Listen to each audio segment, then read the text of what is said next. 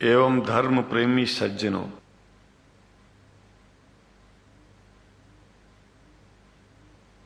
भगवान की जब कृपा होती है तो कभी धर्म की सच्चाई को जानने का अवसर मिलता है।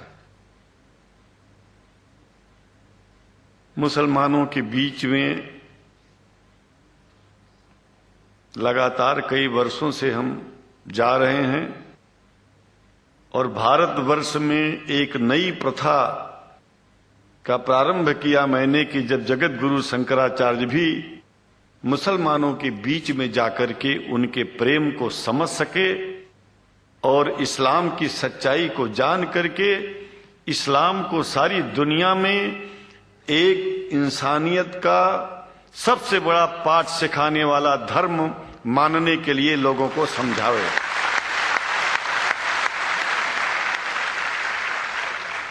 जब लोग इस्लाम को बेदर्द, मुसलमान को बेदर्द, तलवार के जोर पर चलने वाला धर्म बताते हैं तो अगर शायद धरती में कोई दुखी होता होगा तो सबसे ज्यादा दुख मुझको होता है। ये न सच्चाई है और न कभी ये सच्चाई हो सकती है। जिस इस्लाम ने पहला कलमा ही कुरान शरीफ का ये बताता है कि नहीं है इबादत के काबिल सिवाय परमात्मा के और कोई, ला इलाहा इल्लल्लाह मोहम्मद रसूल अल्लाह। भला आप बताइए, वेदों का रस निचोड़ करके मोहम्मद साहब ने परमात्मा की इबादत करके परमात्मा के पैगाम को एक ही कलमे में दे दिया। इससे बड़ा ग्रंथ दुनिया में और क्या हो सकता है।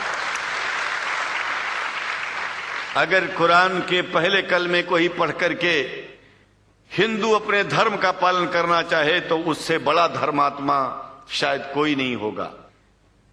कुरान को हमने गहराइयों में जाकर के तो नहीं अनुभव किया, लेकिन कुरान के मानने वालों के हृदय की गहराइयों में जाके देखा कि अगर इस्लाम को पूरी दुनिया अगर स्वीकार कर ले तो इसमें कोई बुराई नहीं है। इस्लाम परमात्मा के द्वारा बताया गया सिद्धांत है। इस्लाम किसी व्यक्ति का अपना नियम नहीं है, अपना सिद्धांत नहीं है। कुछ लोग भेदभाव पैदा करने के लिए इस धरती पर मुसलमानों को बेदर्द कह देते हैं, इस्लाम को बुरा कह देते हैं। मैं कहता हूं उनसे बुरा इस दुनिया में कोई नहीं है। वो शैतान के बच्चे हैं, खुदा के बच्चे नहीं हैं। क्योंकि जहां तक मेरी अपनी पहुंच है, हमने वेदों को पढ़ा, पुराण को पढ़ा, शास्त्रों को, हिंदू धर्म ग्रंथों को पढ़ा, उसके बाद में मुसलमानों के बीच में जाना शुरू किया। हमने मुसलमानों से हाथ मिलाया तो हमारा विरोध किया गया। ये अंडा खाने वालों से हाथ मिलाते हैं, शंकराचार्य कैसे हैं। अरे हमने कहा कि तुम्हारी समझ में नहीं आ रहा है। वो 5 बार इबादत कर लेते हैं खुदा की, तुम घास खाते हो और एक बार भी इबादत नहीं करते हो, तो तुमसे बड़ा अधर्मी दुनिया में कौन है। तुम अपने अधर्म को देखो। किसी के पवित्रता के सिद्धांतों का विरोध करना पहला अधर्म है। आप क्या खाते हैं, कैसे रहते हैं, अगर हमें आप दुखी नहीं करते हैं तो आपसे बड़ा इंसान दुनिया में कोई नहीं है। हम घास खाएं और आपके दिल को चोट पहुंचाएं तो हमसे बड़ा अधर्मी कोई नहीं है दुनिया में। कहने का तात्पर्य सिर्फ एक है कि मैंने ये अनुभव किया है कि ये मैं एक बात जो मैंने देखा है, आप लोगों से जो प्रेम मुझे मिलता है, लोग पूछते हैं कि आप मुसलमानों में क्यों जाते हो, आप तो शंकराचार्य हो। हमने कहा कि भाई मुसलमानों से पूछो कि हमसे इतना प्रेम क्यों करते हैं। वो हमसे जो प्रेम करेगा हम तो जाएंगे। कहा फिर क्या हम प्रेम नहीं करते क्या। हमने कहा कि हम तो तुम्हारे बीच में पैदा हुए और तुम मुसलमानों से प्रेम नहीं करते, इसलिए हम तुमसे प्रेम नहीं करते। मैं आप लोगों के बीच में आकर के एक बात बताता हूं। कुछ समय से हिंदू धर्म के नाम पर कुछ संस्थाएं हिंदू मुसलमानों में भेद पैदा करने के लिए कुछ ऐसा कार्य किया जिसकी वजह से आम हिंदू, सीधा साधा हिंदू बेचारा जान ही नहीं पाता है इस्लाम क्या है और सनातन धर्म क्या है।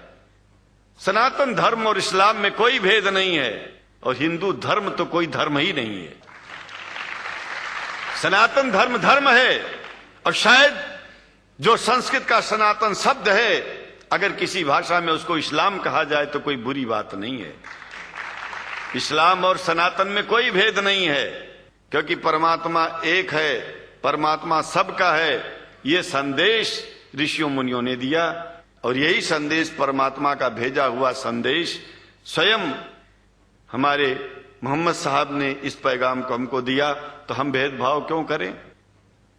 यहां पर भारत का मुसलमान, एक बात बिल्कुल मैं स्पष्ट बता रहा हूं आपसे, अगर भारत का मुसलमान सो गया तो भारत सो जाएगा। इसलिए भारत को जगाना है तो मुसलमानों को जागते रहना पड़ेगा। भारत जाग जाएगा, पूरी दुनिया जाग जाएगी। यह भी मैं जानता हूं कि भारत के सच्चे हिंदुओं को, जो सच्चे सनातन धर्मी हैं, उनको मुसलमानों से प्रेम चाहिए, उनको मुसलमानों से भेद नहीं चाहिए। अंग्रेजी की भी मिल गई है और हम तो चाहते हैं, हाँ, कुरान शरीफ सारी दुनिया में अगर इस ग्रंथ को पहुंचाया जाए, और पहुंचाना चाहिए। मैं तो मुसलमानों से एक जरूर बात कहूंगा कि आप लोग एक चीज का ध्यान दें।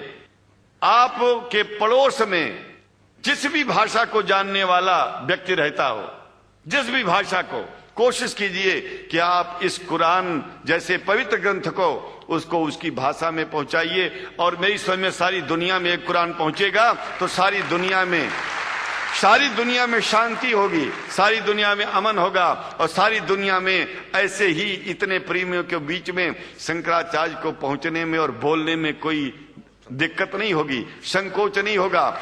आप लोग भी निडर हो जाइए, आप लोग भी संकोच छोड़िए। हम जानते हैं कभी कभी संकोच में, कभी कभी इस देश के कुछ जो फिरका परस्त लोग हैं, उनकी उल्टी सीधी योजनाओं में हम लोग एक दूसरे से मिल नहीं पाते।